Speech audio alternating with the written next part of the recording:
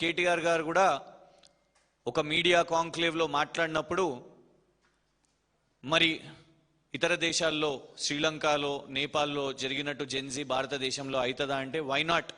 ఒకవేళ ప్రభుత్వాలు యువతకు సమాధానాలు చెప్పకపోతే, యువత యొక్క ప్రశ్నలను అడ్రస్ చేయకపోతే ఖచ్చితంగా తిరగబడతారు అని అన్నారు. ఆనాడు కేంద్రంలో ఉన్న భారతీయ జనతా పార్టీ కానివ్వండి, రాష్ట్రంలో ఉన్న కాంగ్రెస్ కానివ్వండి, కేటీఆర్ గారు ఆ మాటలు చెప్తే దాన్ని హెకిల్ చేశారు, క్రిటిసైజ్ చేశారు. కానీ ఇవాళ చూస్తున్నాం, విట్నెస్ చేస్తున్నాం.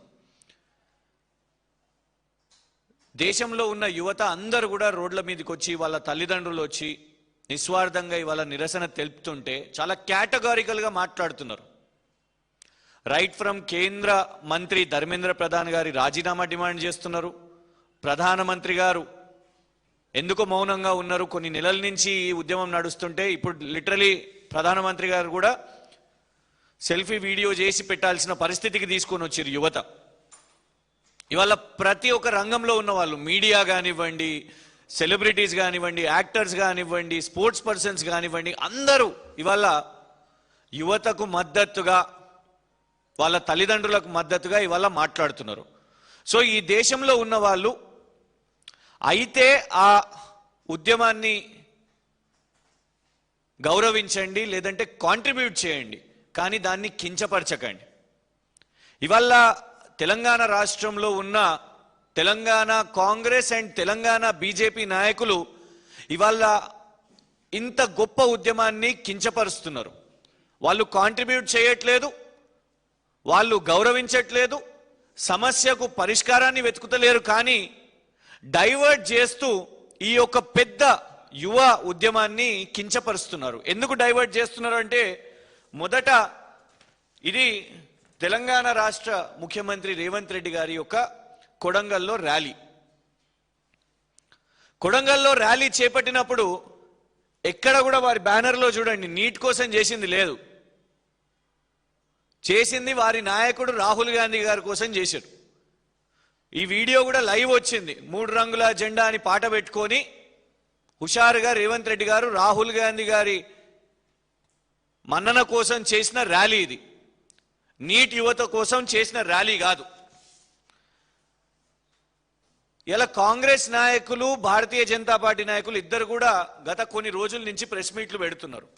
కేటీఆర్ గారు మొదటి నుంచే, ఎందుకంటే ఈ నీట్ యొక్క వ్యవస్థ మీద గతంలో కూడా తమిళనాడు ముఖ్యమంత్రి స్టాలిన్ గారు మాట్లాడినరు. ముఖ్యమంత్రిగా ఉన్నప్పుడు కేటీఆర్ గారు కూడా దాని మీద వస్తున్న అంశాల మీద మాట్లాడినరు. యువతతోని చర్చా గోష్ఠి కూడా చేసిరు. అయితే కొన్ని రోజుల నుంచి ఎప్పుడైతే కేటీఆర్ గారు ఒక ఫర్మ్ స్టాండ్ తీసుకున్నారో, ఇద్దరు భారతీయ జనతా పార్టీ కాంగ్రెస్ నాయకులు ఇద్దరు కూడా కేటీఆర్ గారిని టార్గెట్ చేస్తున్నారు. అయితే ఆ యువతను అరాచకవాదులని అంటున్నారు వీళ్ళు. బీజేపీ వాళ్ళేమో ఇక వాళ్ళకు పేర్లు పెట్టేస్తారు, వీళ్ళు యువత కాదు, వీళ్ళు తీవ్రవాదులు, విదేశీ ఫండింగ్ ఉందని కొందరు మాట్లాడతారు, కొందరు ఏకంగా కోర్టుకు కూడా పోతారు, తుకుడే తుకుడే గ్యాంగ్ అని వాళ్ళని అంటారు. ఈసారి వచ్చిన యువత అందరు కూడా సుమారు, ఎందుకంటే ఇంటర్మీడియట్ అయిపోయిన తర్వాత అయ్యే ఎగ్జామినేషన్ ఇది, సో 16, 17, 18 ఆ ఏజ్ గ్రూప్స్లో ఉన్న వాళ్ళు అందరు కూడా, వాళ్ళు వాళ్ళ అక్క చెల్లెలు, అన్నదమ్ములు అందరూ కూడా ఇవాళ రోడ్ల మీదకి వచ్చి పోరాటం చేస్తున్నారు. కేటీఆర్ గారు కూడా, ఎందుకంటే వారికి కూడా 2 పిల్లలు ఉన్నారు కాబట్టి, ఒక తండ్రిగా ఇవాళ దేశం మొత్తం కూడా ఖచ్చితంగా విద్యారంగంలో రిఫార్మ్స్ రావాలి అని కోరుకుంటున్నారు కాబట్టి కేటీఆర్ గారు కూడా దీన్ని సపోర్ట్ చేశారు. కేటీఆర్ గారు మాట్లాడితే తప్పేంటిది? ఇద్దరు, బండి సంజయ్ గారు పెట్టిన ప్రెస్ మీటు మరియు కాంగ్రెస్ నాయకులు, ముఖ్యమంత్రి గారు ఎత్తుతున్నది తలా తోక లేకుండా అన్ని చేసి ఈ రాష్ట్రంలో ఏది జరిగినా కేటీఆరే అనాలి, పొద్దున్న లేస్తే కేటీఆర్ అనాలి, ఎక్కడేమైనా కూడా కేటీఆరే చేపిస్తున్నాడు అనేసి అంటారు. హైదరాబాద్ సెంట్రల్ యూనివర్సిటీలో యువత చెట్ల నరికివేత మీద మాట్లాడితే, వాళ్ళు పోరాటం చేస్తే కేటీఆరే చేపిస్తుండు. అశోక్ నగర్ యువత 20,000 ఉద్యోగాలు పోలీస్ శాఖలో ఖాళీలు ఉన్నాయనంటే వీళ్ళు కేటీఆర్ పేడ్ ఆర్టిస్ట్ అని అంటారు. మీరు ఎలాంటి డిపిఆర్ లేకుండా మూసి ఇల్లెట్ల కూల్చేస్తారో అని ఆ బాధితులు వస్తే వీళ్ళను కేటీఆర్ రెచ్చగొడుతుండు అని అంటారు. మూసి డిపిఆర్ లేకుండా మధు పార్క్ అపార్ట్మెంట్స్ మీరు ఎట్లా చేస్తారని జర్నలిస్టులు మిగతా వాళ్ళు మాట్లాడితే వీళ్ళు కేటీఆర్ పేడ్ ఆర్టిస్టులే అంటారు. లగచర్ల వాళ్ళు కేటీఆర్ పేడ్ ఆర్టిస్టులే. రైతులు అందరూ ఎవ్వరు మాట్లాడినా, ఎవ్వరు ఈ ప్రభుత్వాన్ని ప్రశ్నించినా కేటీఆర్ గారిని తీయాల్సిందే.